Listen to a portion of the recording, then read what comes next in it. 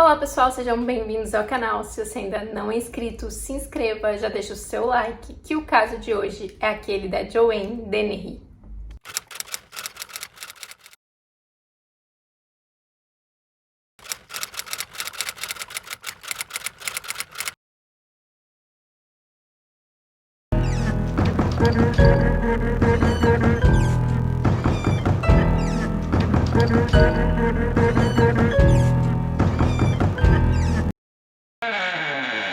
A Joanne, ela nasceu no dia 29 de agosto de 1982, no Reino Unido, e ela morava lá com seus pais e sua irmã mais nova.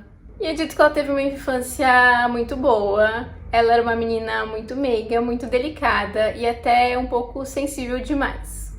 Ela era muito apegada à sua irmã mais nova e ela era bastante protetora com a irmã. Já na adolescência, o comportamento dela começou a mudar e ela se tornou mais rebelde, mais agressiva e perdeu toda aquela proximidade que ela tinha com a irmã mais nova. Não se sabe ao certo o que ocasionou essa mudança tão drástica no comportamento da Joanne, mas nessa mesma época ela começou a namorar um jovem chamado John.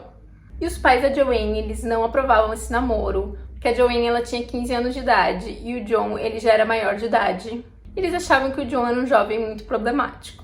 Eles então proibiram a filha de continuar vendo o John, o que revoltou muito a Joanne. Então ela resolveu fugir da casa dos pais e ir morar com o John. E a Joanne ela foi morar com o John em uma barraca.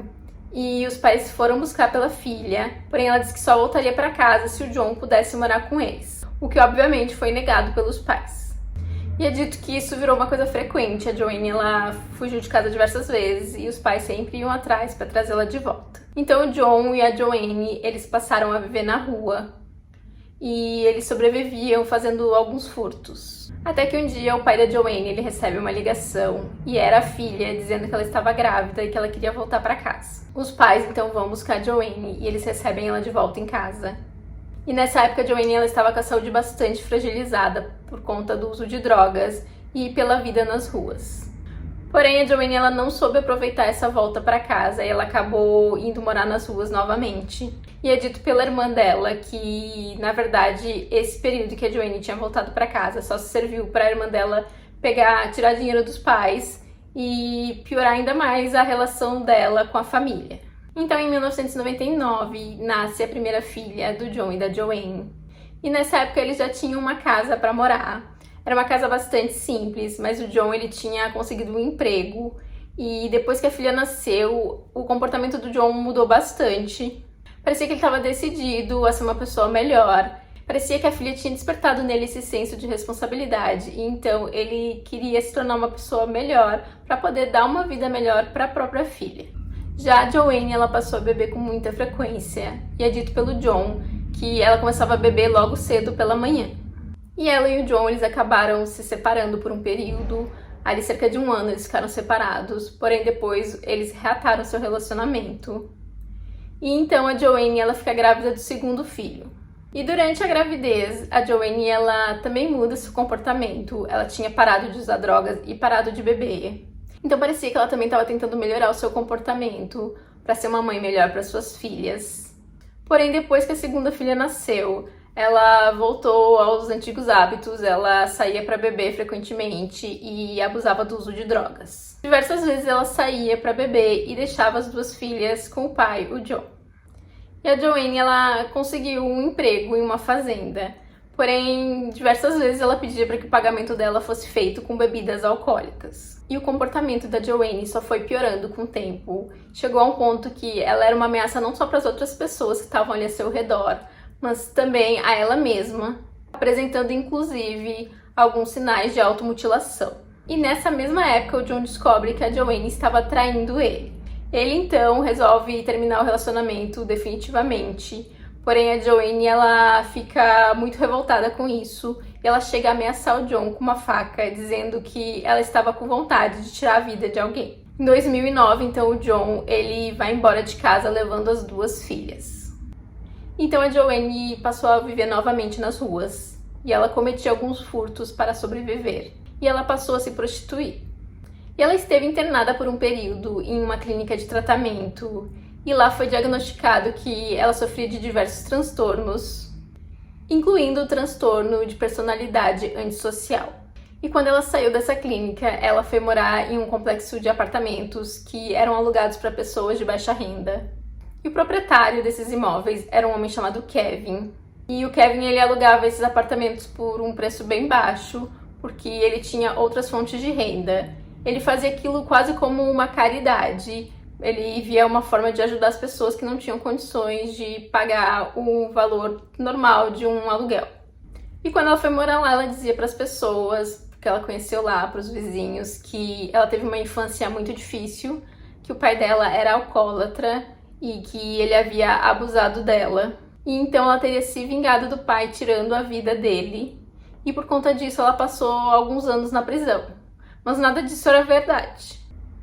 E a Joanne, ela acabou ganhando uma função ali de cobrar o aluguel dos demais moradores. E ela e o Kevin, então, eles começaram a se aproximar e eles chegaram a ter um relacionamento, apesar do Kevin ser casado. E em uma ocasião, ela teria dito pro Kevin que ela tinha tirado a vida do pai e que ela estava com vontade de tirar a vida de outra pessoa. E o Kevin, é claro, achou aquilo muito estranho, mas ele não achou que ela estava realmente falando sério sobre aquilo. E a Joanne, ela também se relacionava com outro homem chamado Gary e um homem chamado Lucas, que era um polonês que tinha acabado de chegar no Reino Unido. Então, no dia 19 de março de 2013, o Gary recebe uma ligação da Joanne e ela estava dizendo que ela precisava da ajuda dele. E é dito que o Gary, ele era muito apaixonado pela Joanne, então ele não hesitou em encontrar com ela para poder ajudá-la com o que quer que fosse que ela precisasse.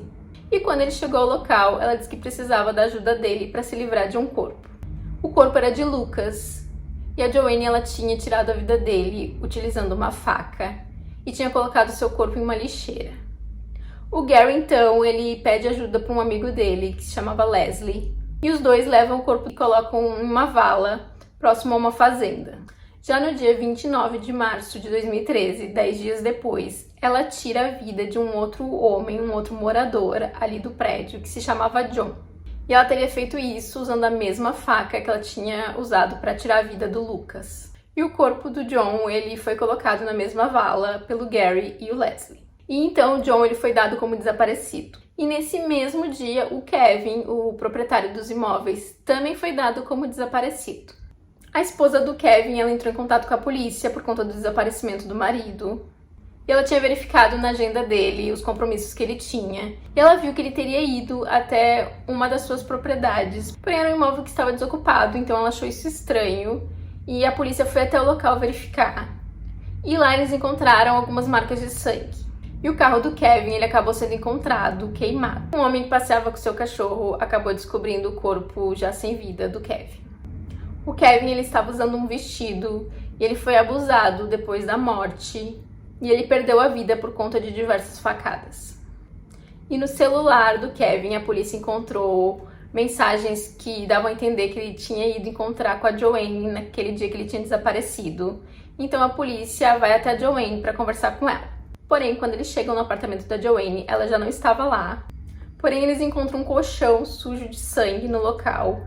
Porém, aquele sangue, ele não pertencia ao Kevin, e sim ao John, que também tinha sido dado como desaparecido.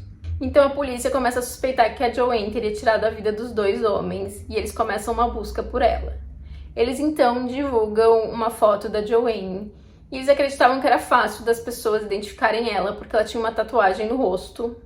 E logo começaram a chegar algumas informações de pessoas que teriam visto ela em determinados lugares, inclusive em um posto de combustível, onde ela foi vista junto com o Gary.